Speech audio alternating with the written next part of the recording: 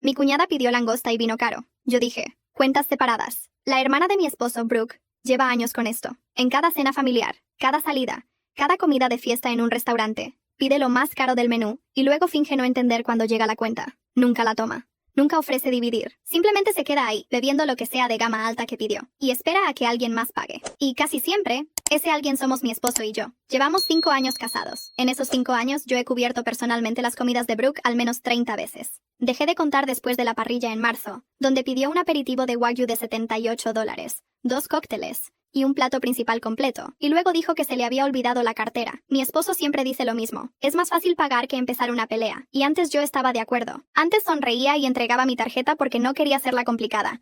No quería ser la cuñada que hacía las cosas incómodas. Eso cambió el día de mi cumpleaños. Mi esposo planeó una cena en un restaurante italiano muy bonito en el centro. Invitó a sus padres, a su hermano Will, a la esposa de Will y a Brooke. 8 personas en total. Mi esposo le avisó a todos con anticipación que iba a cubrir la cena por mí como regalo de cumpleaños. Dijo, yo pago lo mío y lo de Ellie. Todos los demás se hacen cargo de lo suyo. Simple, claro. Eso fue lo que él les dijo a todos por mensaje, 3 días antes de la cena. Lo escribió en el grupo familiar. Con esas palabras exactas, para que después nadie pudiera decir que no había avisado. Yo estaba sentada a su lado en el sofá cuando lo redactó. Lo leyó 2 veces antes de presionar enviar. Me preguntó si estaba bien así. Le dije que sí. Brooke respondió con un emoji de pulgar arriba. Will respondió, entendido. Mis suegros respondieron juntos, desde el teléfono de él, con una frase amable sobre lo emocionados que estaban por celebrarme. Brooke fue la única que después escribió un mensaje aparte, dirigido solo a mi esposo, preguntando si la regla aplicaba para ella, considerando todo. Mi esposo no me mostró ese mensaje en el momento. Lo vi después, cuando me prestó el teléfono para revisar la dirección del restaurante. Considerando todo. Esa frase me quedó grabada. La leí 3 veces antes de devolverle el teléfono. No le pregunté qué había respondido él. No quería saber. Quería entrar a esa cena sin nada nuevo encima. La noche del cumpleaños llegamos 15 minutos antes que los demás. Mi esposo había escogido el restaurante con cuidado. Era un lugar italiano que llevaba abierto desde los años 80, en una esquina del centro, con manteles blancos almidonados y velas pequeñas en cada mesa. La anfitriona nos llevó a una mesa redonda al fondo, junto a una ventana que daba a la calle. 8 sillas. Mi esposo escogió la silla que daba la espalda a la entrada, para dejarme a mí la vista hacia la puerta. Sabía que me gustaba ver entrar a la gente. ¿Estás bien?, me preguntó. Estoy bien. ¿Segura? Segura. Will y Megan llegaron primero. Will entró sonriendo, con un ramo pequeño de flores blancas que me entregó casi con vergüenza. Megan me dio un abrazo corto y se sentó a mi lado. Olía a un perfume nuevo. Tenía las uñas pintadas de un rosa pálido. Se notaba que se había arreglado. Eso me conmovió más de lo que esperaba. «Feliz cumpleaños», dijo ella sin levantar mucho la voz. «Gracias por venir. No me lo iba a perder». Mis suegros llegaron 10 minutos después. Mi suegra entró del brazo de mi suegro, caminando con pasos cuidadosos. Llevaba un vestido azul oscuro y un collar de perlas pequeñas que yo le había visto en otras ocasiones especiales. Mi suegro la dejó en su silla y se sentó a su lado, frente a mí. Saludó a su hijo con una palmada en el hombro y a mí con una inclinación de cabeza. Brooke fue la última en llegar. 25 minutos tarde. Entró sin disculparse. Llevaba un vestido rojo que no era apropiado para el lugar y unos tacones que sonaban contra el suelo de madera. Se detuvo un momento en la entrada. Paseó la vista por el restaurante como si estuviera midiendo si merecía estar en ese sitio, y caminó hacia nosotros. «Disculpen el tráfico», dijo, mientras se quitaba el abrigo. No hubo tráfico. Yo lo sabía porque mi esposo y yo habíamos venido por la misma avenida. Pero nadie la corrigió. Se sentó al otro lado de la mesa, casi enfrente de mí, con una silla vacía entre ella y su madre. Esa silla vacía habría sido para una pareja, si Brooke alguna vez hubiera traído a alguien. En 5 años nunca lo había hecho. «Felicidades, cuñada», me dijo, levantando una mano con los dedos abiertos en un saludo aéreo. «Gracias». El mesero llegó casi de inmediato. Era un hombre joven con corbata negra y libreta en la mano. Saludó a la mesa, ofreció el menú especial del día, recitó la lista de vinos. Mi esposo levantó la mano apenas el mesero terminó de hablar. «Disculpe», le dijo en un tono claro pero suave. «Antes de empezar, quiero mencionar que esta noche cada persona pagará lo suyo, excepto mi esposa y yo, que vamos juntos. Si pudiera traer las cuentas separadas al final, se lo agradecería». El mesero asintió, escribió algo en su libreta y dijo que por supuesto. Brooke escuchó. No dijo nada en ese momento. Solo abrió su menú con un gesto seco y empezó a recorrerlo con el dedo. La vi pasar la página principal. La vi detenerse en la sección de mariscos. La vi pasar el dedo por encima de los precios sin leerlos, como si los precios fueran un detalle decorativo del papel. El mesero empezó a tomar los pedidos por orden, comenzando por mi suegra. Ella pidió una sopa de tomate y un plato de pasta sin salsa, lo de siempre, lo más barato del menú. Mi suegro pidió un pescado del día y agua mineral. Will eligió una pasta con pollo y una copa de vino tinto de la casa. Megan dudó entre 2 ensaladas y al final pidió la más sencilla. Mi esposo pidió por los 2. Cuando le llegó el turno a Brooke, ella levantó la vista del menú y miró al mesero con una sonrisa amplia. Yo voy a empezar con el aperitivo de calamares fritos, dijo. Después, la langosta marina con mantequilla trufada. Y para tomar, una botella de ese Cabernet que mencionó al inicio. La de la cosecha del 2018. El mesero anotó. Yo conté en silencio. Calamares, $22. Langosta, 89. Botella, 120. Más de $250 en una sola persona. Mi esposo me miró brevemente. Yo no le devolví la mirada. Mantuve los ojos en mi propia copa de agua, observando cómo el limón flotaba entre los cubos de hielo. Sentí que algo dentro de mí se acomodaba en su sitio, despacio, sin hacer ruido. ¿Compartimos el vino?, le preguntó Brooke a la mesa, levantando la copa vacía. Es una botella muy buena. Nadie respondió. Will miró a su esposa. Megan miró su pan. Mi suegra cerró los ojos un segundo y los volvió a abrir. Mi suegro se concentró en doblar su servilleta sobre el regazo. Mi esposo posó la mano sobre la mía por encima de la mesa, sin disimular esta vez, y la dejó ahí. Yo no, gracias, dije. Brooke no me había preguntado a mí, pero respondí igual.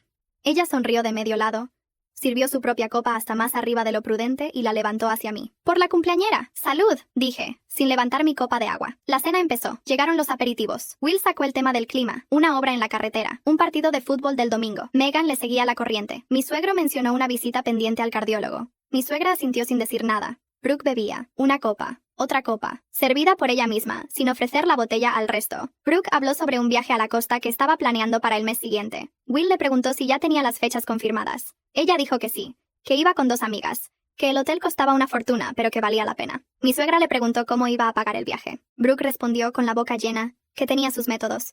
Mi suegra apretó los labios y volvió a su sopa. Yo registré ese gesto. Comí despacio. Mastiqué el pollo más veces de las necesarias antes de tragarlo. No por hambre, por contención. Sabía que si dejaba que el cuerpo se relajara, aunque fuera un segundo, las manos me iban a temblar. Cuando llegaron los platos principales, la langosta de Brooke fue traída en una bandeja con su propio servicio, partida en 2 mitades, decorada con limón y perejil. Brooke la recibió con un pequeño aplauso de placer. Sacó el teléfono y le tomó una foto. Le dio la vuelta al plato para que la luz cayera mejor sobre la cáscara roja y le tomó otra. Subió las 2 fotos a su perfil mientras todos esperábamos para empezar a comer. Nadie le pidió que guardara el teléfono. A los postres, mi esposo pidió un tiramisú con una vela para que me lo trajeran. Mi suegra cantó por lo bajo el feliz cumpleaños cuando llegó el platito con la llama encendida. Will levantó su copa en un brindis. Brooke aplaudió 3 veces.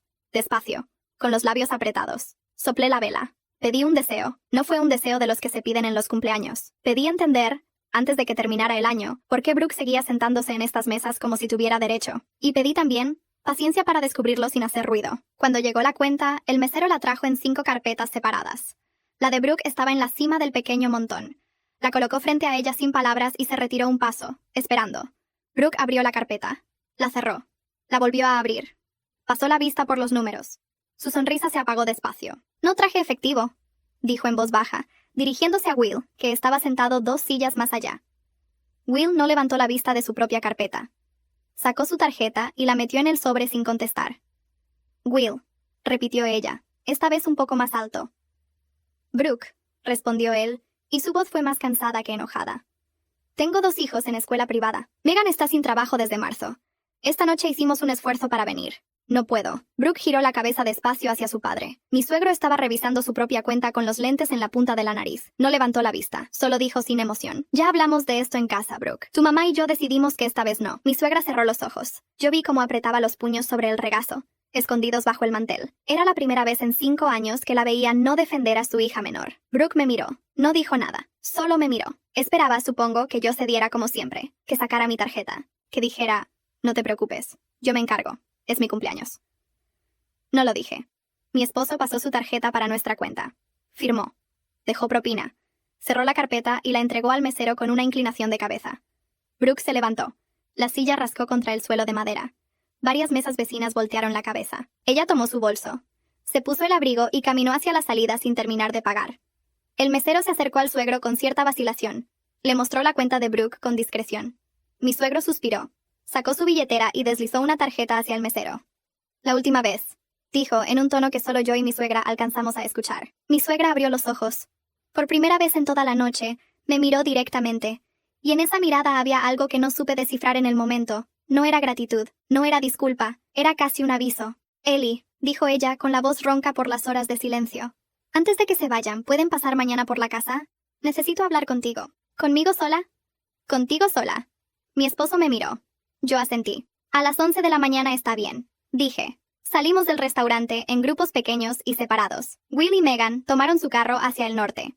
Mis suegros caminaron despacio hacia el suyo, sin tomarse de la mano como hacían siempre. Brooke ya no estaba en el estacionamiento. Mi esposo me abrió la puerta del carro. Antes de cerrarla, se inclinó y me besó la frente. «Feliz cumpleaños», me dijo. «Gracias». Manejó en silencio durante los primeros 5 minutos. Yo miraba por la ventana. «¿Estás bien?», preguntó él al llegar al primer semáforo en rojo. «Estoy pensando». «¿En lo de Brooke?». «No exactamente». «¿En qué?». «En tu mamá. ¿Tu mamá te ha hablado alguna vez de una tía Elena?». Él frunció el ceño. El semáforo cambió a verde y él tardó un segundo en arrancar. «Tía Elena, la hermana mayor de mi mamá, murió cuando yo tenía como 16 años. ¿Por qué?». «Por nada. Algo que escuché esta noche». «¿Qué escuchaste?». «Mañana te cuento. Quiero hablar primero con tu mamá». Él no insistió, pero sí había escuchado algo. Justo cuando salíamos, mientras mi suegra caminaba detrás de mí hacia la puerta, ella había murmurado una frase para sí misma. Una frase que probablemente creía que nadie había alcanzado a oír. Los papeles de Elena nunca debieron quedar en manos de Brooke. Eso fue lo que dijo. Eso fue lo que yo escuché. Y eso fue lo que decidí en silencio. Mientras mi esposo manejaba hacia nuestra casa, que iba a entender antes de que terminara la semana. No por venganza. No por curiosidad. Por instinto. Llegué a la casa de mis suegros a las 11 en punto. Mi esposo se ofreció a venir conmigo hasta la puerta, pero le dije que no. Él se quedó esperando en una cafetería a 3 calles, con su laptop y un café americano. Quedamos en que lo llamaba cuando terminara. Mi suegra abrió la puerta antes de que yo tocara. Llevaba una bata de casa color crema y el pelo recogido. Sin maquillaje se le notaba más la edad. Tenía los ojos un poco hinchados. «Pasa, mija, pasa». Era la primera vez en 5 años que me llamaba mija. La cocina olía a café recién hecho. Sobre la mesa había 2 tazas, un plato con pan dulce y una servilleta doblada. Me senté donde ella me indicó. Mi suegro no estaba en la casa. Me dijo que había ido al hospital para su examen del corazón y que volvía hasta la tarde. «Bien», dije yo. Ella sirvió el café. Las manos le temblaban un poco. Derramó una gota en el platillo y la limpió con la servilleta, sin disculparse, como si esos pequeños descuidos ya no importaran a esta altura. «Elena era mi hermana mayor». Empezó sin mirarme. «Murió hace 19 años. Cáncer de páncreas. Fue rápido». Sí, Elena no tuvo hijos. Estaba casada con un hombre que también murió. 2 años antes que ella. Cuando él se fue, le dejó un dinero. No era una fortuna, pero tampoco era poco. Tomé un sorbo de café. No interrumpí. Elena hizo un fideicomiso antes de morir. Lo dejó para los 3 sobrinos. Para mi hijo mayor, para tu esposo y para Brooke. 3 partes iguales. Para que lo recibieran cuando cada uno cumpliera 35 años. O antes, si la familia decidía que era necesario. Yo bajé la taza despacio. Mi esposo había cumplido 37 el año pasado. Will tenía 40. Brooke tenía 32. ¿Mis cuñados ya recibieron su parte?, pregunté. Ella negó con la cabeza. Nadie ha recibido nada. Y ese es el problema. Se quedó callada un momento, mirando su taza. Luego siguió. Elena me pidió que yo fuera la administradora. Yo dije que no. Le dije que no era buena con números, que tu suegro tampoco quería involucrarse. Elena entendió. Buscó a otra persona para que llevara los papeles. ¿Quién? Brooke. Aquí mi suegra levantó la vista. Por primera vez en toda la conversación, me miró directamente. Brooke tenía 13 años cuando Helena la nombró administradora suplente, con la idea de que cuando cumpliera la mayoría de edad asumiera el papel completo. Helena la quería mucho. Decía que Brooke era la más lista de los 3 sobrinos, que iba a ir a la universidad, a estudiar finanzas, a manejar el dinero con cuidado. Pero Brooke nunca estudió finanzas. No. Brooke estudió 1 año de comunicación y dejó la universidad. ¿Ya tienes idea de por qué te estoy contando esto? Sí, tenía idea. ¿Cuánto dinero hay en ese fideicomiso?, pregunté. Cuando Helena murió, eran $300,000, repartidos en 3 partes, $100,000 para cada uno. Eso era hace 19 años. Con intereses, hoy debería ser bastante más. ¿Y nadie ha pedido cuentas? Nadie las ha pedido formalmente. Mi hijo mayor preguntó hace años. Brooke le dijo que el dinero estaba ahí, que se estaba acumulando, que no se preocupara. Le mostró un papel con números. Will confió. Tu esposo nunca preguntó porque ni siquiera sabía que existía. ¿Mi esposo no sabe? No. Elena murió cuando él tenía 18 años. Estaba en la universidad, lejos. La familia decidió esperar a que terminara los estudios para contarle. Después se casó Después tú entraste a la familia, y nunca encontramos el momento. Brooke decía que era mejor no decirle todavía. Me apreté las manos sobre el regazo. Las uñas se me clavaron en la palma. ¿Por qué me cuenta esto ahora? Mi suegra se quedó callada un momento muy largo. Luego se levantó de la mesa, caminó hacia un mueble bajo de la sala y abrió uno de los cajones. Sacó una carpeta delgada, color manila, gastada en las esquinas. Volvió a sentarse y la dejó frente a mí. Anoche, en el restaurante, vi algo en tu cara que no había visto antes. Vi a una mujer que ya no iba a seguir aguantando. Y entendí que si no te lo cuento yo, lo vas a descubrir tú sola. Y va a ser peor para todos. Abrí la carpeta. Adentro había estados de cuenta antiguos, cartas del banco, una copia del testamento de Elena. Todo desordenado, como si alguien lo hubiera guardado con prisa. Estos papeles los encontré hace 6 meses, en una caja en el sótano. Brooke pidió la caja prestada para mudarse a su departamento nuevo y la dejó olvidada aquí. Yo la abrí buscando otra cosa. Encontré esto. ¿Y por qué no dijo nada en 6 meses? Porque tenía miedo. Brooke es mi hija. Es mi hija menor. He estado tratando de entender qué hacer. Pasé los dedos por encima de los papeles. Los estados de cuenta más recientes mostraban movimientos que yo no entendía bien sin estudiarlos con calma. Pero un nombre se repetía en varias transferencias salientes. P. Hennessy. El apellido de soltera de Brooke, que ella nunca había cambiado. ¿Puedo llevarme estos papeles? Pregunté. Por eso te llamé. Para dártelos. Yo no sé qué hacer con ellos. Tú sí. Cerré la carpeta. La sostuve contra el pecho. Una última cosa, dije. ¿Mi suegro sabe? Tu suegro firmó algunos documentos hace años, sin entender lo que firmaba. Brooke le decía que eran trámites. Él confiaba. Asentí. No le diga nada todavía. Ni a mi esposo. Déjeme entender primero qué tengo en las manos. Eso pensaba pedirte. Salí de la casa con la carpeta debajo del abrigo, apretada contra el costado. Caminé las 3 calles hasta la cafetería sin mirar atrás. Mi esposo me esperaba en la mesa del fondo. Levantó la vista cuando entré. ¿Cómo te fue? Bien. ¿Qué quería? Hablar de cosas viejas. Nada urgente. Él me miró un segundo más de lo necesario. Pero no preguntó más. Cerró la laptop y pidió la cuenta. En el carro, de regreso a casa, sentí la carpeta dentro del abrigo apretada contra mi cuerpo. Sentí también, por primera vez en 5 años, que tenía algo que no le pertenecía a nadie más sino a mí. Una decisión. Esa noche, después de que mi esposo se quedó dormido, abrí la carpeta sobre la mesa de la cocina. Encendí la lámpara pequeña que da menos luz. Me serví un vaso de agua. Saqué cada hoja, una por una, y las puse en orden por fecha. Tardé 3 horas en organizarlo todo. Había estados de cuenta desde el año 2007, cuando Brooke cumplió 18 años y asumió el papel completo de administradora. Había cartas del banco dirigidas a su nombre. Había una copia del testamento de Elena, con los nombres de los 3 sobrinos escritos a máquina, y la firma de un notario público al final. Lo que vi me dejó las manos frías. La cuenta del fideicomiso, en sus primeros años, había crecido como debía crecer. De $300,000 pasó a 320, luego a 340, pero a partir del año 2011, los números empezaron a moverse de una manera distinta. Salidas pequeñas al principio. $1,000 aquí, 2,000 allá. Todas hacia una cuenta personal a nombre de B. Hennessy. Después salidas más grandes. 5,000, 10,000, 15,000. Para el año 2019, la cuenta del fideicomiso tenía menos de la mitad de lo que había tenido al inicio. Para 2024, último estado de cuenta de la carpeta, había $92,000. Repartidos en 3 partes, eran un poco más de 30,000 para cada sobrino, en lugar de los 250,000 aproximados que cada uno debería estar recibiendo si el dinero hubiera estado bien manejado. Cerré la carpeta, apagué la lámpara. Me quedé sentada en la oscuridad de la cocina por un buen rato. Al día siguiente busqué un nombre en internet. Una abogada de derecho de familia y sucesiones que había salido recomendada en un artículo que leí hacía meses. Se llamaba Patricia Vargas. Tenía oficina en el centro, en un edificio gris con ventanas estrechas. Pedí una cita por teléfono diciendo que era para una consulta inicial. La recepcionista me dio fecha para 3 días después. No le dije nada a mi esposo. La oficina de la doctora Vargas era pequeña y ordenada. Estantes con libros de leyes hasta el techo. Un escritorio de madera oscura con 2 sillas enfrente. Ella tenía 60 y pocos años. El pelo gris recogido en un moño bajo y unos lentes que se quitaba para mirarme y se ponía para leer. Cuénteme, le conté todo, sin omitir detalles. La cena del cumpleaños, la conversación con mi suegra, la carpeta, los estados de cuenta. Brooke administradora desde los 13, el testamento de Elena, los sobrinos que nunca habían recibido nada. Ella escuchó sin interrumpir. Cuando terminé, abrió la carpeta que yo le había llevado y examinó los papeles uno por uno. Tardó unos 20 minutos. Yo me quedé en silencio. Bebí el agua que su asistente había dejado en mi lado del escritorio. Cuando terminó de leer, se quitó los lentes y los dejó sobre el escritorio. Lo que tenemos aquí es una administración irregular de un fideicomiso testamentario. La administradora, su cuñada, ha estado moviendo fondos del patrimonio hacia su cuenta personal durante 13 años. no ha rendido cuentas formales a los beneficiarios. Y los beneficiarios, hasta donde usted sabe, no han exigido esa rendición. ¿Qué se puede hacer? Lo primero es solicitar una auditoría formal.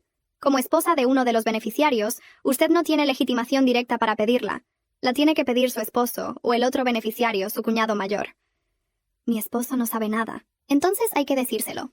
Me quedé callada. Doctora, necesito hacerle una pregunta antes. Si pedimos esa auditoría, ¿qué le pasa a Brooke? Ella se acomodó en la silla. Depende de lo que la auditoría revele. Si revela mala administración por negligencia, se le puede pedir la devolución de los fondos faltantes y removerla de su cargo. Si revela apropiación intencional, podría haber un proceso civil por restitución y, en casos extremos, un proceso penal. Pero los procesos penales en estos casos son largos, costosos, y los beneficiarios rara vez los inician contra un familiar. ¿Qué recomienda usted? La auditoría primero. Sin auditoría no hay caso. Con auditoría, los beneficiarios deciden hasta dónde quieren llegar. La mayoría de las familias en su situación prefieren llegar a un acuerdo privado. La administradora devuelve lo que pueda. Se le remueve del cargo. Los beneficiarios reciben lo que queda. Sin escándalo, sin tribunales. Eso es lo que yo quiero. Bien, entonces el primer paso es su esposo. Hábleselo. Si él autoriza, yo redacto la solicitud formal de auditoría y se la envío al banco que tiene la cuenta del fideicomiso. El banco está obligado a entregar registros completos. A partir de ahí trabajamos. ¿Cuánto cuesta esto? $2,000 por la solicitud y revisión inicial de los registros bancarios. Si el caso avanza a negociación con la administradora, otros $3,000. Si va a tribunales, hablamos de cifras mayores. Saqué la chequera del bolso y le firmé un cheque por $2,000 ahí mismo. Mi esposo y yo teníamos una cuenta conjunta de ahorros de la que él no revisaba los movimientos. Lo iba a anotar después. Para entonces ya iba a estar enterado de todo. Una cosa más, doctora. Diga, mi suegro firmó algunos documentos hace años sin entender lo que firmaba. ¿Eso lo afecta a él? Ella volvió a ponerse los lentes y revisó 2 hojas de la carpeta que tenían firmas al pie. Estas son autorizaciones genéricas. No comprometen patrimonio personal de su suegro. Solo autorizan a su hija a actuar en nombre de ciertos trámites bancarios. Su suegro no está en riesgo legal. Bien, salí de la oficina con una copia del recibo en el bolso. Caminé hasta el carro despacio. Antes de arrancar, me quedé un momento con las manos sobre el volante. Esa noche, durante la cena, mi esposo me sirvió una copa de vino y me preguntó si había estado más callada los últimos días. Le dije que sí. ¿Qué pasa? Después de la cena hablamos. Tengo que contarte algo de tu familia. Él bajó el tenedor. No insistió en que se lo dijera ya. Esperó. Cuando terminamos de comer, lavé los platos. Me senté en el sofá. Le pedí que se sentara enfrente, no al lado. Quería verle la cara mientras hablaba, y empecé. Empecé por el principio. Le conté de la frase que su mamá había murmurado al salir del restaurante. Le conté de la cita a las 11 de la mañana. Le conté de la tía Elena, del fideicomiso, de Brooke administradora desde los 13 años. Le mostré la carpeta. Le puse los estados de cuenta sobre la mesa de centro, en orden, como yo los había estudiado. Mi esposo no me interrumpió ni una vez. Tomó cada hoja, la miró, la pasó a la siguiente. Cuando terminó, se quedó con las manos sobre el regazo y los ojos en la pared. ¿Cuánto tiempo llevas con esto sola? Preguntó. 4 días. ¿Por qué no me lo dijiste antes? Porque tu mamá me pidió que entendiera primero qué tenía. Y porque no quería que reaccionara sin información. Él asintió. Despacio. No estaba enojado conmigo. Eso lo noté. ¿Fuiste a una abogada? Sí. ¿Sin consultarme? Sí. Se levantó del sofá. Caminó hasta la ventana. Se quedó ahí un rato largo, con las manos en los bolsillos. Cuando se dio la vuelta, tenía los ojos rojos pero secos. Will tiene que saber, dijo. Sí. Yo le hablo. Esta semana. Bien. Se sentó otra vez. Esta vez al lado mío. Me tomó la mano. Gracias. ¿Por qué? Por no decirme, tu hermana es una ladrona. Por dejarme leer los papeles solo. Por dejarme llegar yo a la conclusión. No le respondí. Le apreté la mano y nos quedamos así un rato. 3 días después, mi esposo se reunió con Will en una cafetería. Yo no fui. Él volvió a la casa al final de la tarde. Se quitó el saco, se sirvió un vaso de agua y se sentó en la cocina. Will lloró. Me dijo. Lloró durante 15 minutos seguidos. Después dijo que él siempre supo. ¿Que siempre supo qué? Que algo no cuadraba. Hace 6 años Brooke le mostró un papel con números cuando él preguntó por el dinero. Will dijo que el papel se veía hecho a la carrera. Pero Brooke es su hermana menor. Confió. ¿Va a firmar la solicitud de auditoría? Ya la firmó. Me la dio antes de irnos de la cafetería. La doctora Vargas la puede mandar mañana. Le pasé el documento por correo electrónico esa misma noche. La doctora Vargas me confirmó al día siguiente que el banco había recibido la solicitud y que tenía un plazo legal de 15 días hábiles para entregar los registros completos. A los 4 días empezaron las llamadas. Brooke llamó primero a mi esposo. A las 9 de la noche, sin previo aviso. Él estaba viendo televisión conmigo. Miró el teléfono, miró la pantalla, dejó que la llamada cayera al buzón. Volvió a sonar. La dejó caer otra vez. La tercera vez contestó. Brooke, yo no escuchaba la voz del otro lado, solo la de mi esposo. Estaba calmado. No levantó el tono ni una sola vez. Sí, sé del fideicomiso. Pausa. Mamá no me dijo nada. Me enteré por otro lado. Pausa larga. Brooke, tú eres la administradora. Si los números están en orden, la auditoría no tiene por qué preocuparte. Pausa. No la voy a cancelar. Pausa. Yo tampoco quiero pelear, pero tengo derecho a saber qué pasó con mi parte y la de Will. Llevamos 19 años sin información. Eso ya no va a seguir. Pausa. Buenas noches. Colgó. Dejó el teléfono boca abajo sobre la mesa de centro. No me miró. Se quedó un momento mirando la televisión, aunque la película ya había terminado, y solo se veían los créditos. ¿Qué te dijo? Pregunté. Que mamá la traicionó, que tú me estás manipulando, que por una pelea de cuñadas estoy destruyendo a la familia, que si la auditoría avanza, ella se va a defender con todo, y que no la subestime. ¿La subestimas? No. Pero tampoco le tengo miedo. Brooke llamó a Will al día siguiente. Will no contestó. Brooke le mandó mensajes durante toda la tarde. Will se los reenvió a mi esposo en capturas de pantalla. Yo los leí por encima del hombro de mi esposo. Eran mensajes largos, llenos de mayúsculas, acusaciones cruzadas. Brooke decía que Will se estaba dejando llevar por su esposa, que nunca había tenido carácter, que ahora sí lo entendía. Will no respondió ninguno. Después Brooke fue a la casa de mis suegros. Esa parte la supe por mi suegra, que me llamó esa misma noche. Se metió en la sala gritando. Me dijo con la voz apagada. Le dijo a tu suegro que yo había abierto sus papeles privados sin permiso. Le dijo que yo le había robado la confianza de la familia.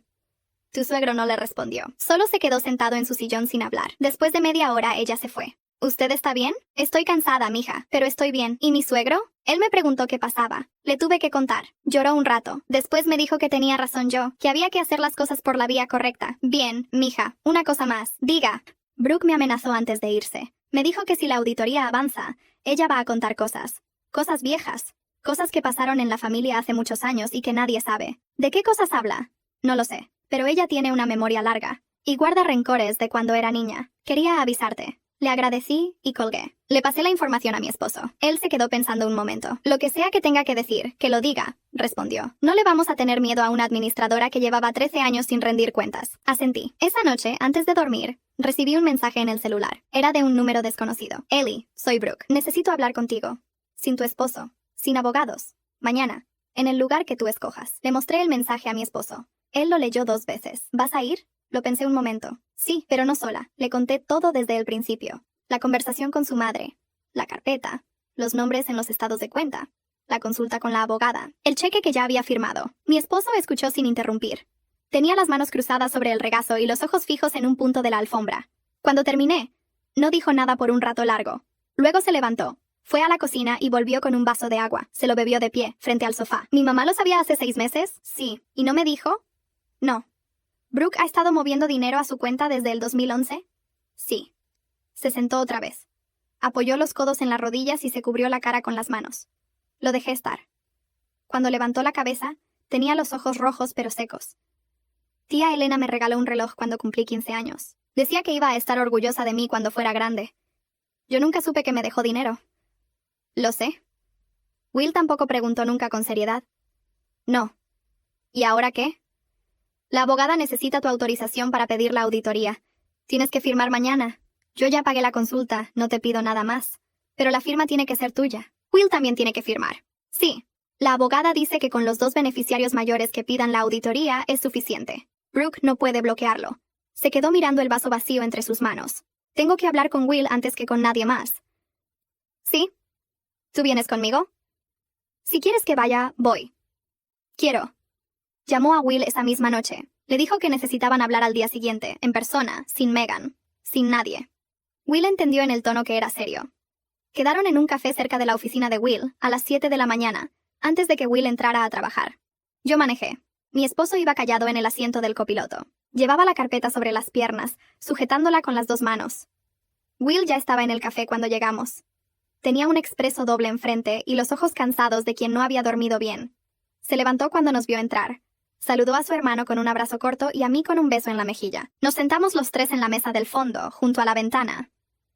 Mi esposo le explicó todo, con menos rodeos de los que había usado conmigo. Le mostró la carpeta. Le dejó leer los estados de cuenta más recientes. Will recorrió los números con el dedo. igual que había hecho Brooke con los precios del menú aquella noche. Cuando levantó la vista, tenía la mandíbula apretada. Yo le pregunté hace 6 años. Le pedí cuentas. Me mostró un papel impreso, hecho en computadora, sin sello del banco. Yo confié. Lo sé, dijo mi esposo. Megan está sin trabajo desde marzo. Mis hijos están en escuela privada. Yo le pedí prestado a Brooke hace 2 meses, $2,000, para pagar la matrícula del segundo trimestre. Me dijo que no tenía. Me hizo sentir como un idiota por pedirle. Y resulta que tiene mi dinero. Tiene parte de tu dinero, corrigió mi esposo. La abogada dice que hay que recuperar lo que se pueda y dividir lo que queda. Will respiró hondo 2 veces. ¿Dónde firmo? A las 11 de esa mañana, los 2 hermanos firmaron la solicitud de auditoría en la oficina de la doctora Vargas. Ella la envió por correo certificado al banco esa misma tarde. El banco tenía 30 días hábiles para entregar los registros completos. Mientras tanto, dijo la abogada, lo importante era no decirle nada a Brooke, ni a la suegra, ni a nadie. Si Brooke se entera antes de tiempo, va a hacer 2 cosas. Va a vaciar lo que queda en la cuenta, y va a inventar una historia para justificar lo anterior. No le den ese tiempo. Mi esposo asintió. Will asintió. Yo asentí. Salimos los 3 de la oficina de la doctora Vargas. En la calle, Will abrazó a su hermano largo y fuerte.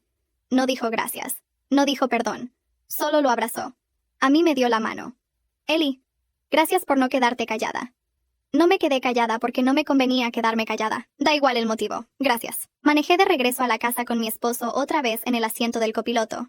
Esta vez no iba en silencio. Habló todo el camino. De la tía Elena, del verano que pasó con ella en el campo cuando tenía 12 años, del reloj que todavía guardaba en un cajón. Yo lo dejé hablar. Tenía 19 años de luto contenido por sacar. En las semanas siguientes, mientras esperábamos que el banco respondiera, la vida siguió como si nada. Brooke nos llamó 2 veces. Una para invitarnos a un brunch que no aceptamos. Otra para pedirle prestado a mi esposo $300 para una emergencia con su carro. Mi esposo le dijo que no tenía. Era la primera vez en 5 años que le decía que no. Pero si tú siempre tienes, insistió ella por teléfono. Esta vez no, Brooke. ¿Te peleaste con Ellie? No. Entonces, buenas noches, Brooke. Colgó. Mi suegra llamó una vez. No habló del fideicomiso. Solo preguntó cómo estaba yo. Le dije que estaba bien. Le dije que la quería. Era la primera vez que se lo decía. Ella se quedó callada un momento al otro lado de la línea. Yo también, mija. A los 22 días, la doctora Vargas llamó a la casa. El banco había enviado los registros. Estaban en su oficina. Necesitábamos pasar los 3 a revisarlos. Mi esposo, Will y yo nos sentamos al día siguiente en la sala de juntas pequeña que la abogada usaba para casos sensibles. Sobre la mesa había una carpeta gruesa, mucho más gruesa que la primera. 2 pulgadas de papel. La doctora Vargas la abrió. Es peor de lo que esperábamos. La doctora Vargas dio vuelta a la primera hoja del informe. El fideicomiso original tenía $300,000 en 2005. Con un manejo conservador, hoy debería tener entre 700 y 800,000. Tiene 92,000. Las salidas no autorizadas suman $460,000 a lo largo de 13 años. Todas las transferencias salieron hacia 3 cuentas a nombre de Brooke Hennessy. Una de ahorros, una de corretaje y una de inversión inmobiliaria que abrió en 2017. ¿Inmobiliaria?, preguntó Will. Compró un departamento en 2018. Lo paga con el dinero del fideicomiso. Tiene la propiedad a su nombre. Mi esposo cerró los ojos un momento. ¿Qué se puede hacer?, pregunté. 3 caminos. 1. Demanda civil completa. Recuperación forzada de fondos. Embargo del departamento. Costas legales pagadas por ella. Tarda entre 18 meses y 3 años. ¿El segundo? Acuerdo privado. La citamos a esta oficina. Le mostramos la auditoría. Le damos un plazo para devolver lo que se pueda y firma la transferencia del departamento al nombre del fideicomiso. Sin demanda. Tarda 6 a 8 semanas. ¿El tercero? Denuncia penal. Posible prisión de 1 a 5 años. Pero los procesos penales son lentos y rara vez los beneficiarios recuperan dinero. Mi esposo y Will se miraron. Acuerdo privado, dijo Will. Acuerdo privado, repitió mi esposo. Pero el departamento se transfiere completo, agregó Will. No medio, no parcial, completo. Eso lo decide ella cuando vea los números. La citación llegó a Brooke por correo certificado el martes siguiente. La doctora Vargas me llamó el miércoles. Brooke había pedido cita para el viernes a las 2 de la tarde. Había llamado ella misma, sin abogado. Eso es bueno, dijo la doctora Vargas. Quiere resolverlo rápido. Sabe lo que tiene encima. El viernes a la 1:30 yo estaba sentada en la sala de juntas de la abogada. Will había decidido a último momento no venir. Mi esposo lo apoyó. No quiero estar en la sala cuando la citen, me había dicho él la noche anterior. No tienes que estar. Tú tampoco. Yo voy a estar. ¿Por qué? Porque alguien tiene que mirarla a los ojos cuando vea los papeles. Y no puedes ser tú. Ni puede ser Will. Ustedes son su sangre. Yo no. Él asintió despacio. No discutió. Brooke llegó a las 2:10. Llevaba el mismo vestido rojo del cumpleaños, o uno parecido. Cuando entró a la sala y me vio sentada al lado de la abogada, se detuvo en seco. ¿Qué hace ella aquí? Siéntese, señorita Hennessy, dijo la doctora Vargas, sin levantar la voz. Brooke se sentó, cruzó las piernas, cruzó los brazos. La doctora Vargas abrió la carpeta y la giró hacia ella. Empezó a explicar los números, hoja por hoja, las salidas, las cuentas a nombre de Brooke, el departamento de 2018, el total de $460,000. Brooke escuchó sin interrumpir. La cara se le fue poniendo blanca despacio. A los 10 minutos tenía las dos manos sobre la mesa, con los dedos abiertos, como si estuviera tratando de sostenerse en algo. Cuando la abogada terminó, hubo un silencio. Helena confió en mí, dijo Brooke, con la voz más baja de lo que yo le había escuchado nunca. Me nombró a mí, no a mi mamá, no a mi papá, a mí. Y usted la traicionó, dijo la doctora Vargas. No fue así. Cuéntenos cómo fue. Brooke abrió la boca, la cerró, encontró mis ojos por un segundo. No tienen que hacer esto, dijo dirigiéndose a mí. Podemos arreglarlo en familia. Sin papeles. Yo les devuelvo poco a poco. Brooke, has tenido 13 años para devolverlo poco a poco. Ellie, por favor, no es a mí a quien le robaste. Es a tu hermano. Es a tu otro hermano. Ellos firmaron la auditoría. Yo solo encontré los papeles. Mi mamá te los dio. Sí. Algo cambió en su cara cuando dije eso. Algo se cerró. La doctora Vargas le pasó una hoja con las opciones. Brooke la leyó. Tardó mucho. Si firmo la transferencia del departamento, ¿no hay demanda? No hay demanda. No hay denuncia penal. Usted firma, devuelve lo que pueda en efectivo en el plazo acordado, y todos siguen con su vida. ¿Qué van a decir mis papás? Eso no es problema de esta oficina. Brooke me miró otra vez. ¿Lo sabe mi mamá? Tu mamá fue quien me dio la carpeta hace 6 semanas. Bajó la cabeza. Por primera vez desde que la conocía, vi a Brooke quedarse sin palabras. Firmó esa misma tarde la transferencia del departamento, el compromiso de devolución del dinero líquido en 5 años, la cláusula de no rendición de cuentas pública. Cuando salió de la oficina, no me miró. Yo me quedé un momento más con la doctora Vargas. ¿Qué sigue? El departamento se vende. El dinero entra al fideicomiso. Más lo que quedaba. Más los pagos parciales que ella vaya haciendo. Cada uno de los 3 beneficiarios va a recibir una cantidad final. ¿Mi esposo y Will van a recibir? Sí. Los 3. ¿Brooke también? Brooke también. Ella sigue siendo beneficiaria. Lo que se le quitó fue el cargo de administradora, no el derecho como sobrina. Eso no me lo esperaba. Pero no dije nada. Salí de la oficina a las 5:15 de la tarde. Mi esposo me esperaba en el carro, en el estacionamiento. Le hice una seña con la mano desde lejos. Él bajó el vidrio. ¿Firmó?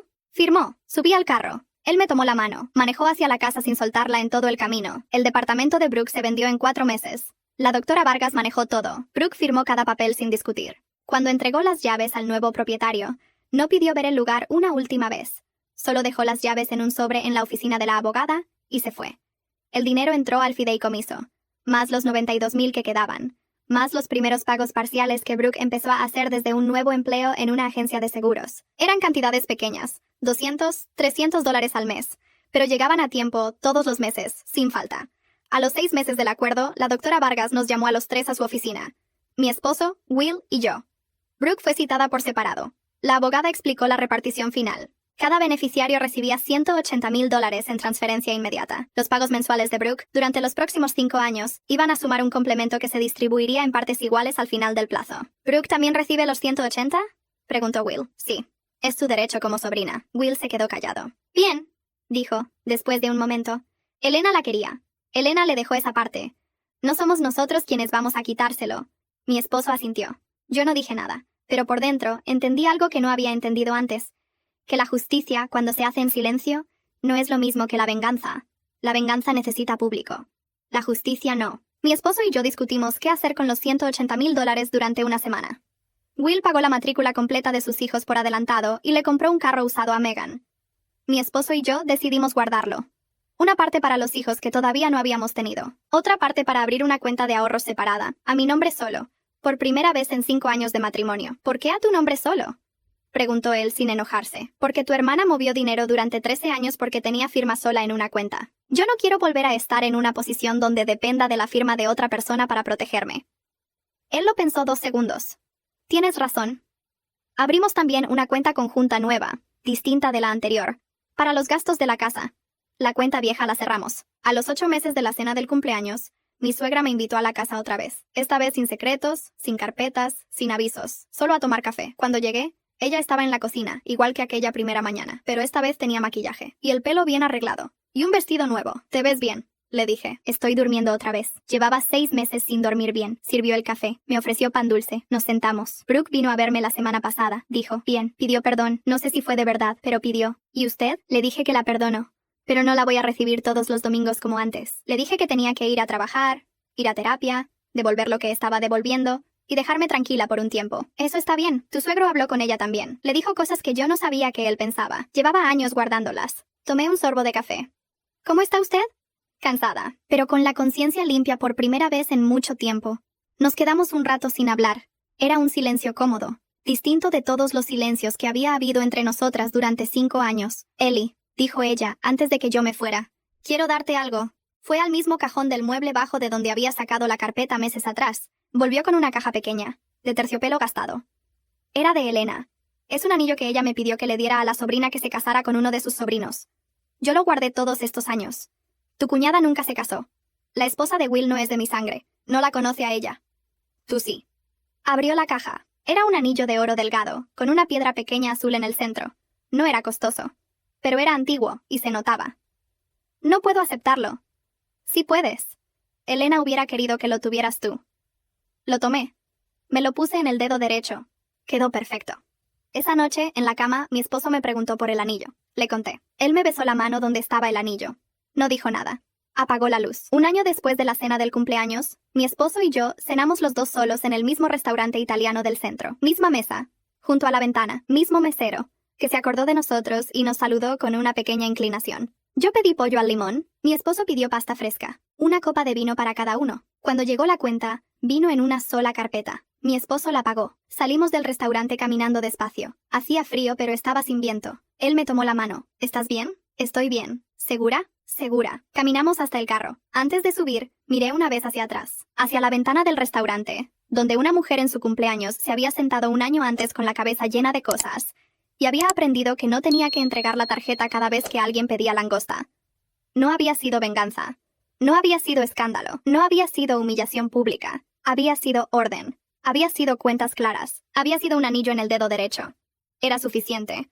Subí al carro. Mi esposo arrancó. Manejamos hacia la casa. Y por primera vez en 6 años de matrimonio, no llevaba a nadie sentado en la cabeza. Solo a mí misma.